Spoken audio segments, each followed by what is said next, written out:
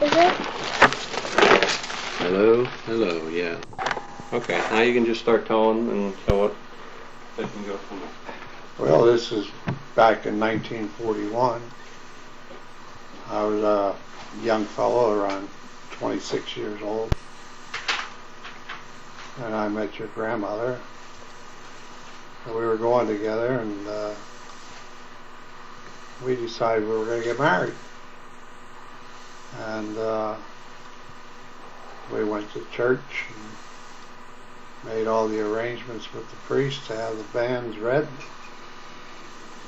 And the day they read our first banns was the day Pearl Harbor was attacked, on December the 7th. So then we didn't know what to do. So we were going to put off a wedding, and everybody told me, well, you'll never get called up. So we went ahead and got married. And lo and behold, 2 years later, why, I get called up. And I went through boot camp up at the Great Lakes. After I went through boot camp, why, I was sent down to New Orleans and put into the Armed Guard. Now, the Armed Guard at that time were a group of Navy gunmen who manned the merchant ships and went to sea. And when I went to sea, I went as a gunner's mate, 3rd class, and we took a ship out of Houston, Texas, and followed the coast up all the way up to New York to pick up a cargo. We're on the deck. We rode the intercoastal all the way up. So we got up to New York, and they put this cargo on our deck, and we were told we were going to sea the next day. So the next day I got the biggest surprise of my life. Our ship pulls out to sea, and what I see there, but 52 more ships all together. So many across the front, so many down the sides. We're all going over to England at the same time. We have 3 escort ships in front of us. We're patrolling back and forth, 3 on both sides and 3 in the back. So each night, why, we were in what they call Coffin Corner, the last ship in the corner. But every morning we woke up and we were right up in front of the Commodore ship, up in the middle of the pack. And we couldn't figure out why. And the Commodore would blink to us on the lights and tell us to get back into position. And we'd drop back in position. The 3rd night out, why, we did the same thing. Pulled over in the middle of the convoy and went up in front of the Commodore ship again. And that night around midnight, you saw flashes of fire. Big flash of fire, and then it was gone. Nothing. You see that about half a dozen times. Then in the morning you find out that there were 6 ships sunk. And that's what the flashes of fire were. But to make a long story short, out of the 52 ships that we had, only 22 of us got to England. All the rest were sunk.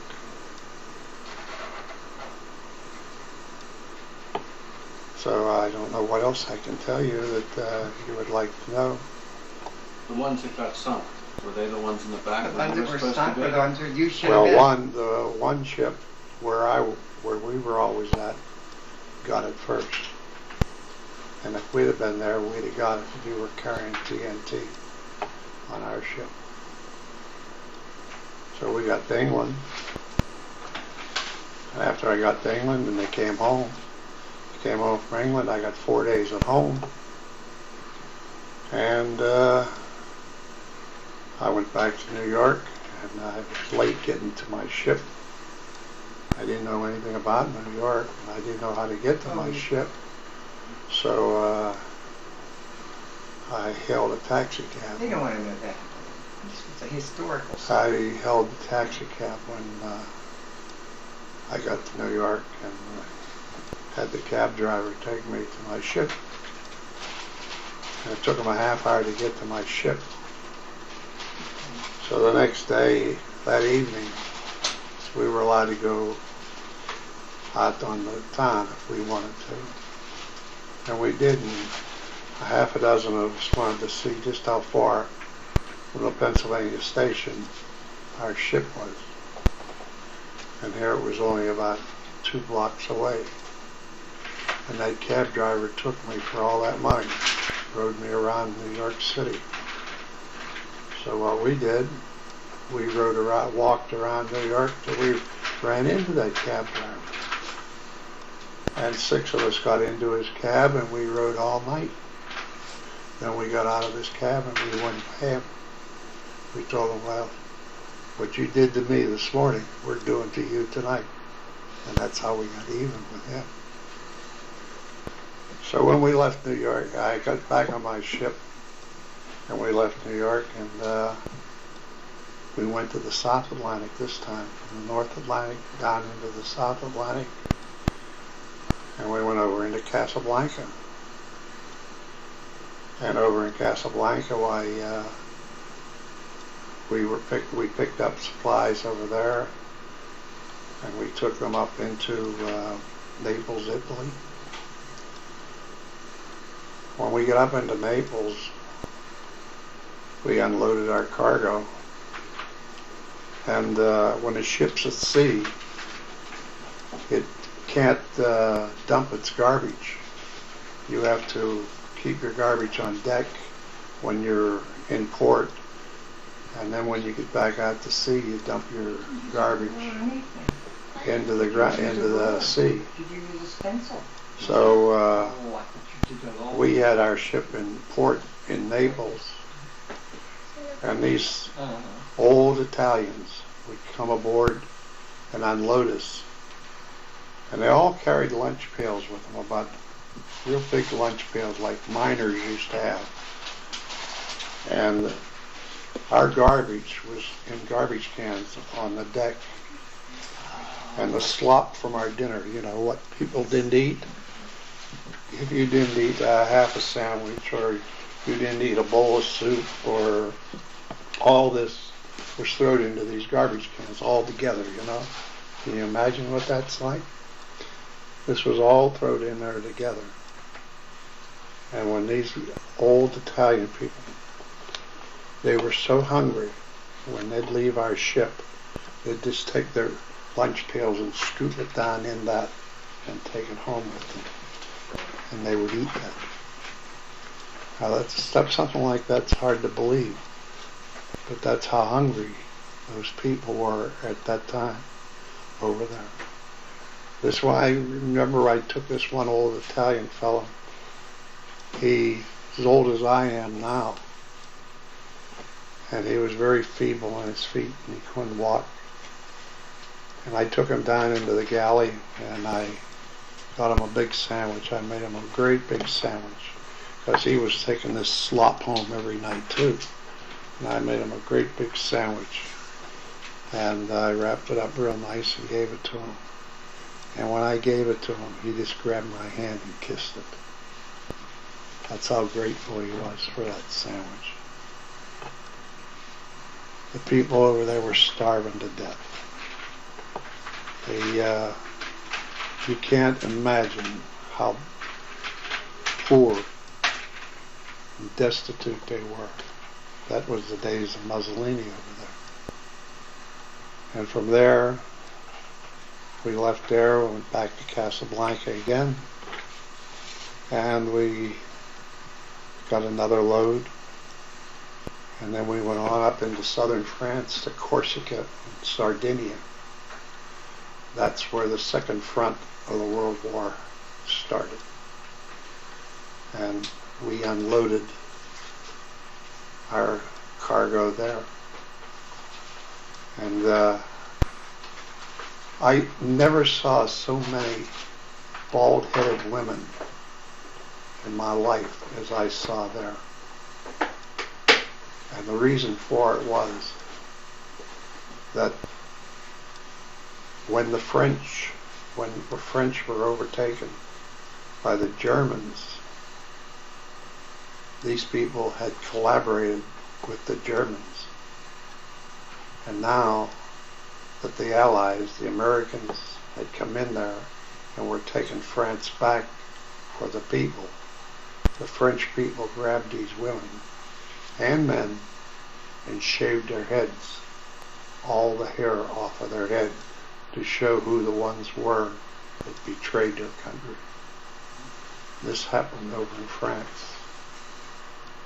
And just about that time, I was allowed to come home again.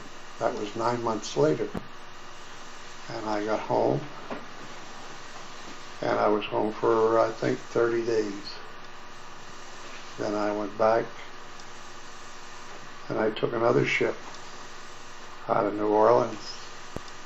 And this time, instead of going into the Atlantic Ocean, we went down through the Panama Canal and out into the Pacific Ocean. And we traveled about 15 days, I guess it was, till we got down into the Philippine Islands. We went first of all, the first island we went to was into Panay, and that's where I got ashore and saw how people lived there. I went to a convent down there, a Carmelite convent, where we had these cloister nuns, and they were all suffering from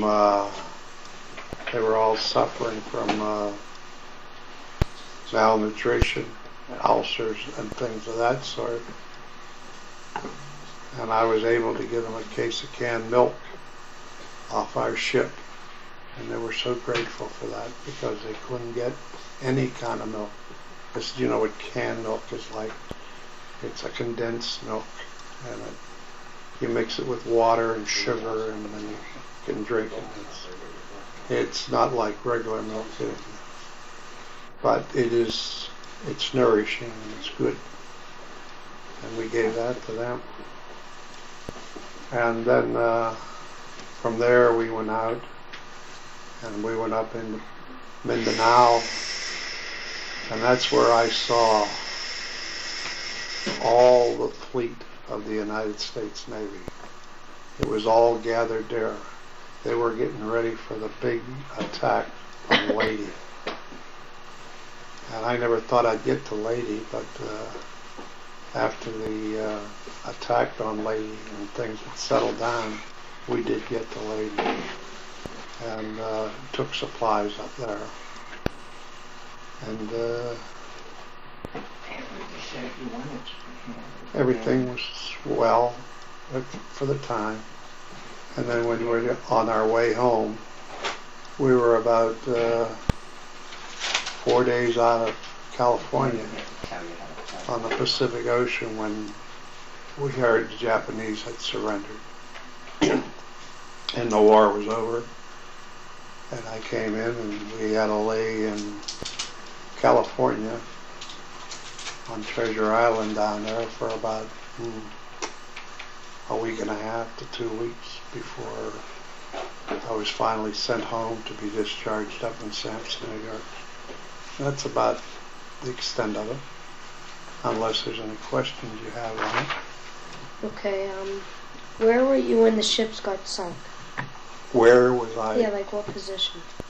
I was at my gunnery station. I was manning a 350 automatic weapon. And you wouldn't know what that is. I got 350 caliber gun. It's a large, very large gun. I have a gun crew of about 5 people on there. It's fixed ammunition that goes into it. But that's where I was, and we were firing our guns. Okay, how did you feel like whenever you had to go back?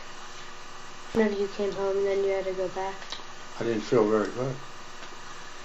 I didn't want to go back, but it wasn't a question of what you wanted to do. It's what your duty was. And I had a job to do, and I had to do it. There was no way to get out of it. Okay, how do you think the taxi guy felt?